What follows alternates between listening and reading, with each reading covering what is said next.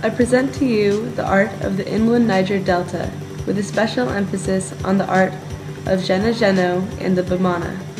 The brief sampling presented shows a rich history of skilled craftsmanship and artistic diversity. The Niger River's inland delta region has been a thriving area with populations as early as 2010 BC. Although the first indigenous origins are unknown, there is much to know about the empires and civilizations that have lived along the Niger River basin and developed the first beginnings of the area's unique art. Due to its convenient location along the river and access to trade routes across the Sahara, the area has been a strong point of trade throughout time. The rivers also provide convenient irrigation that allowed for sophisticated development of agriculture along this fertile floodplain. United by their common language, Mande, the four main empires tell the history of the area's artistic development and its reflection of their adapting cultures. The first known large empire was the multi-ethnic Empire of Ouagadougou, which existed from the 8th to 11th century. Ouagadougou's wealth and power grew as the area became a major trading force throughout Africa, the Middle East, and Europe, with extensive trade in gold, ivory, and salt.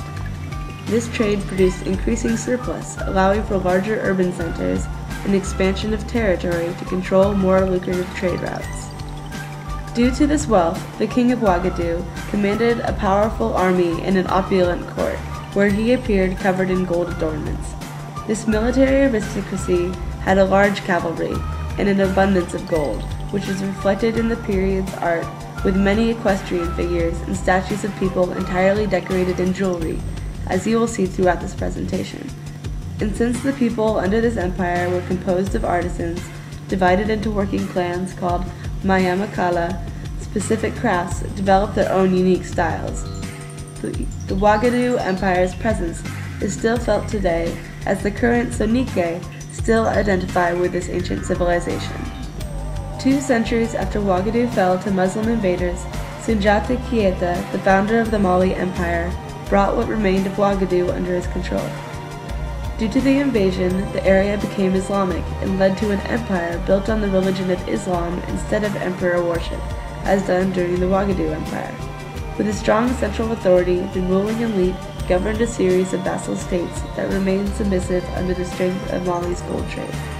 Although Islam was the dominant religion and flourished in cities like Djenne-djenno, the practice of ancestral religious customs was tolerated, which contributed to the diversity you will see in the art presented. With the same wealth of the surging gold trade, the presence of jewelry in the region's art is a reoccurring artistic style and a reflection of the civilization. The Milinke people still identify with the Mali Empire, showing the lasting impact of this ruling period. The third great empire was the Songhai Empire, which took power over the region after the invasion of the Tuaregs in 1433. This empire, like that before it, still revolved around a population divided among clans, where the clan a person belonged to determined their occupation, and since the common castes were metal workers, carpenters, and fishermen, abundance of metal and woodwork were developed with stark stylistic differences. By the 17th century, the Pomona Kingdom emerged in the Niger Delta region. Their king, Biton Coulibaly, favored a revival of ancient pre-Islamic traditions which had never been completely eliminated by previous empires. With this initiative, we see art pieces with a ceremonial context and a development of style that contrasts previous Islamic arts, while still incorporating various elements of the previous art. The area today is still heavily influenced by this revival of pre-Islamic traditions, as many of the arts are still created today. To start our brief look at the inland Niger Delta region's art, it's best to begin with the Islamic city of Djenne-djenno and its great mosque. The original mosque dates back as far as the 13th century during the Islamic Empire of Mali, and had the same mud structure as the modern mosque, which was recreated in 1907 after being destroyed in 1834. Through the changing empires, the basic mud block structure has developed to the current style of tall facades, built-in scaffolding, and the importance in the Islamic holy number 5. The architecture is different than neighboring styles because the buildings are compartmentalized into individual rooms, and the entrances are marked with wooden doors to accentuate the facade. The mosque not only marks the center of architectural artistic prestige, but it also marks the center of the town's long history. With this great mosque uniting the region since the 13th century, we see a common style emerge that carries the evolving heritage of this city. There are many kinds of art in Djenne-djenno, from architecture to carpentry as seen in the doorways, to the earliest ironworking known to mankind, preceded only by the knock. But of the art available, I will focus on the terracotta figures created in Djenne-djenno. There are several theories on the purpose and use of these figures, which probably differed for the various types of statues found. They can be divided into seated, kneeling, and standing anthropomorphic figures, with varying poses of hands on knees, on shoulders, or on the head. There are many different possible meanings for each of these statuettes, though it is commonly thought that these positions suggest prayer and worship, matching the presence of Islam in Djenne-djenno. The bodies lean back slightly, the thighs and legs forming the base, with the legs often only indicated by a dividing line. Stylistically, these figures can be grouped into two styles. The Djenne style has chins jutting out expressively with ovoid heads, generally 1/3 of the whole body. The other style, of the Bamana, has elongated cylindrical bodies with an unusually round head of more natural proportions. Details, especially on the face, seem to have been carved on the surface rather than molded, a technique also used in the much older knock works. Among the terracotta figures, there is much diversity.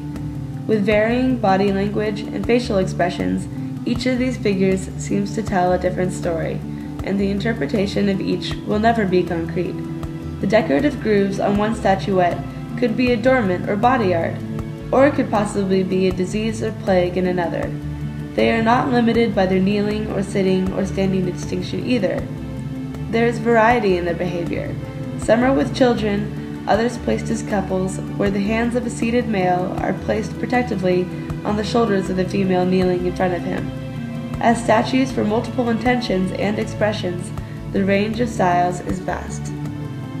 These terracotta statues share the common motif of the snake, which has been a theme since the Soninke of Ouagadougou controlled Djenne-djenno. This predominance of snakes is linked to the nation's primordial belief.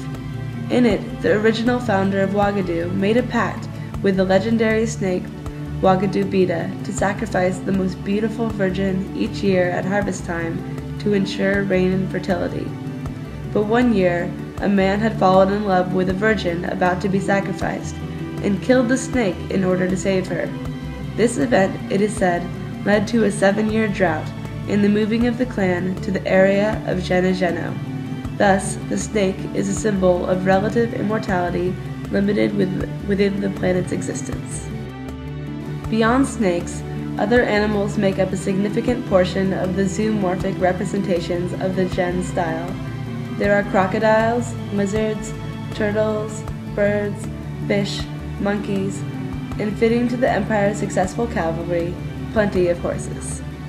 The terracotta equestrian figures are another common style of terracotta work from Djenne-djenno, demonstrating both the impressive cavalry and golden opulence of the ruling empires. The equestrian figures are full of movement. The rider is often larger than his horse, and thus suggests that the statues may have commemorated particular heroes or victorious battles.